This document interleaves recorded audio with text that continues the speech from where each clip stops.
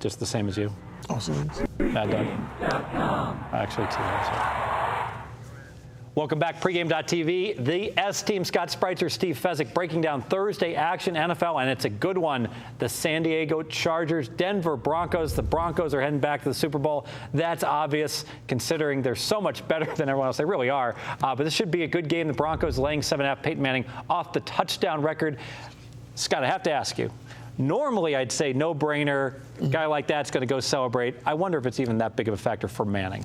It was a big factor what had happened, but I think he's at the point of his life, his career, his age, and everything else that after it was over, he probably had a nice dinner with a couple of teammates or just family, and by Monday morning, he's ready to go again. It was funny. They mentioned kind of a microcosm of Peyton Manning. They showed him setting that record, the little game they were playing with them where they were keeping away the football. And 2 minutes later, he's on the bench looking at the pictures again of the photos of what the defense is doing around him. So I just think this is a guy who doesn't celebrate a whole lot. He knows the big picture. He understands it. Right, and Cam Newton had a big win like last year, and he was, going ahead and getting bottle service during the fourth quarter. A little bit of a different attitude in terms of how you. I like Cam, but yeah, you're right. When Cam runs, I like him. When he ran against the Bengals, I really think I want to ask you. Denver, Seattle. Who do you have rated better right now? Right now, I've got Denver slightly. I think we're kind of in agreement here. I'm not dropping Seattle down like all the non-betting media has done. And, don't have the numbers right in front of me, but if you look at the losses that they've suffered, they did get pushed around by Dallas's offensive line. There's no doubt about that. And Dallas is better than I thought they were going to be on offense this year. Still think that defense is going to get exposed one of these days. And San Diego had their way with them. Yeah. But the yardage-wise, though, San Diego had a couple of, like less than 40-yard drives for scores, things like that. And but again, you watch what happened to the Rams the other day. I mean, there were two fantastic thinking outside of the box special teams plays that changed the outcome of that game. And Seattle outgained it by 200 yards. Yards per play were a huge difference, like 7 to 5.5. So I'm not ready to drop them down quite so much. Got to drop them down a little bit. But I have Denver. Back to your original question, Denver slightly ahead of Seattle. I'm actually going to rate Seattle number one, even though I have Denver number one. Okay. And the reason I'm going to be a little bit of a prick here, everyone has Seattle. Only a little. Everyone has Denver at 12, or Seattle down to like 11 or 12. No, and I'm so frustrated by it. I said, you know what? I'm just going to make him number one so I can totally disagree because I'll go back to right now. If you can Seattle Denver on a neutral, what's the line going to be? Is Denver really going to be favored? And maybe they will be. It's very slight. It's kind of hard after you see that 17-3 score. That's a good thing. Is you should ask people, like when you're doing radio shows around the country, and some of the shows we do, they really understand from a betting perspective since we've been doing these shows for a while.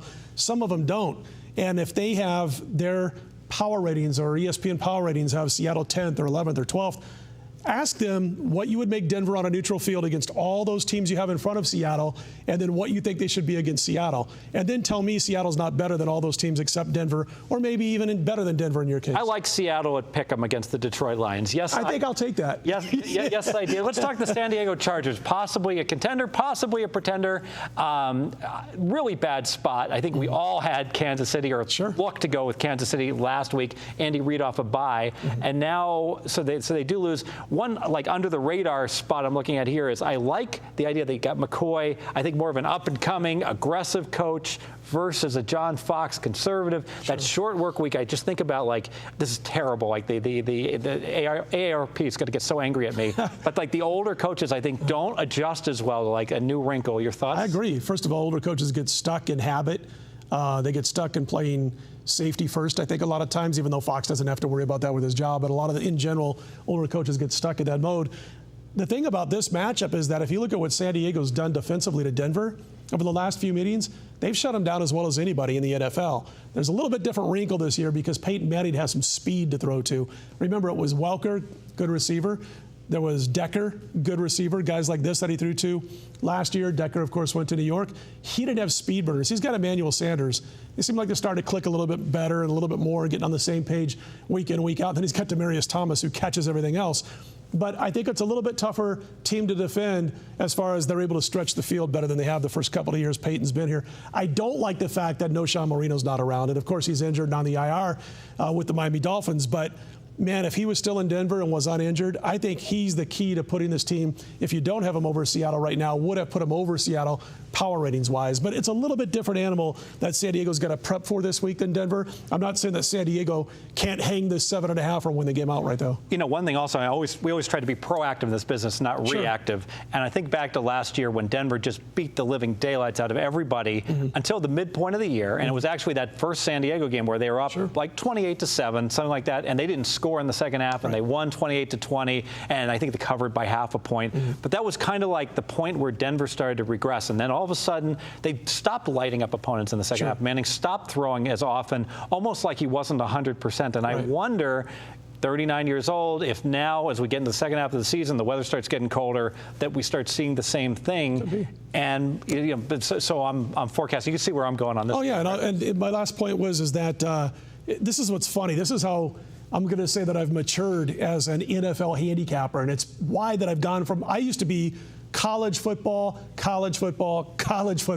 when it came to American football. NFL was a distant fourth out of the two sports, if that makes any sense. That's how much different it was if you asked me 10 years ago. Where I've matured as a handicapper and why I'm actually better in the NFL now than college football is I stopped doing things like this. San Diego's defensive backfield is a bit banged up this week. You know what? NFL has become so situational for me, Steve, and power ratings, my own power ratings mean so much more. I'm not so power rating when it comes to college football. It's been more of a lean towards it. I use it, but also kind of a feel, intuition type of sense when it comes to college. But this is a great spot if you like San Diego. Now, I don't want to say that I'm going to just jump on San Diego because of that, but I think you can't just say, okay, matchup, say San Diego's defensive backfield is down. They're down because they're banged up, they're battered and bruised, and so we jump on Denver because Peyton Manning's great, he's going to pick them apart. Can't do that anymore. Anyway, I guess we should make this official. Very good. I will do that.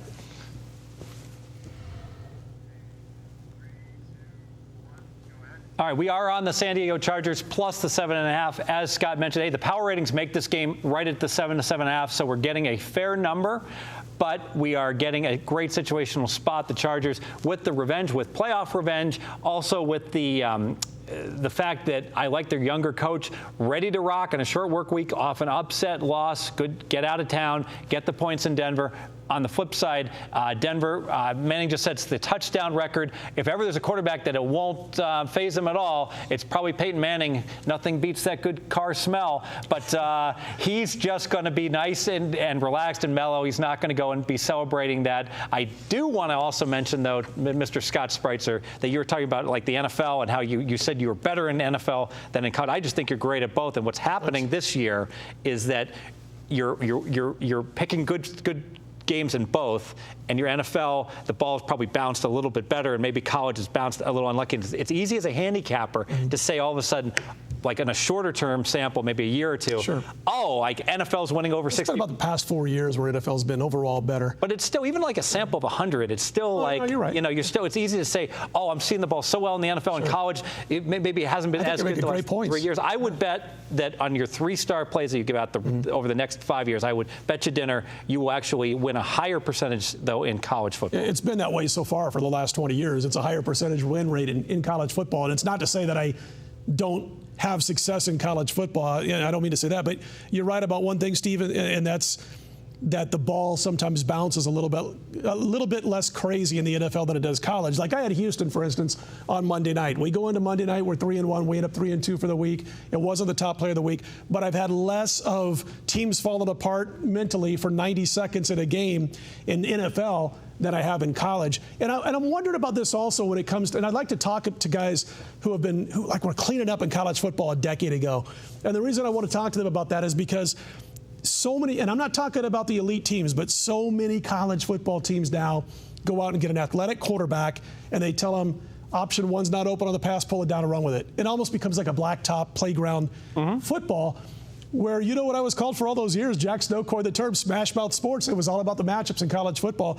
And I think, you know, while we say that, you know, college football's elite teams still are coached well, Nick Saban, Gus Malzahn, I think there's a lot of mediocre and lesser programs and coaches who win games because they just, roll the ball on the field, as they used to say, and let their athletic quarterback beat the non-athletic defensive linemen and linebackers. Utah State's playing BYU and a couple years ago, and then Chucky Keaton, he takes the ball and runs. And you know what? The volatility, the variance kicks through the roof because these 3rd and 8s, it doesn't matter if your linemen are stronger and even a little bit faster because your guys can not get their blocks, and he still can create with his feet. Whereas back when they ran the ball half the time, it was just like if you had a domination on the lines, you were going to cover the win. game. Yeah, Absolutely. exactly. Absolutely. Well, we broke down one college football game. We broke down an NFL game. Stay with us. We're going to talk about coaching strategy. And despite a multi-million-dollar business in the NFL, we still feel coaches, I feel, way too conservative. We'll talk about that. We'll talk about the Rams' fake punt at the end of the game. Fresh breath of air, in my opinion. Stay with us. Pregame.tv. Did I just kill my sales in college football? Yeah.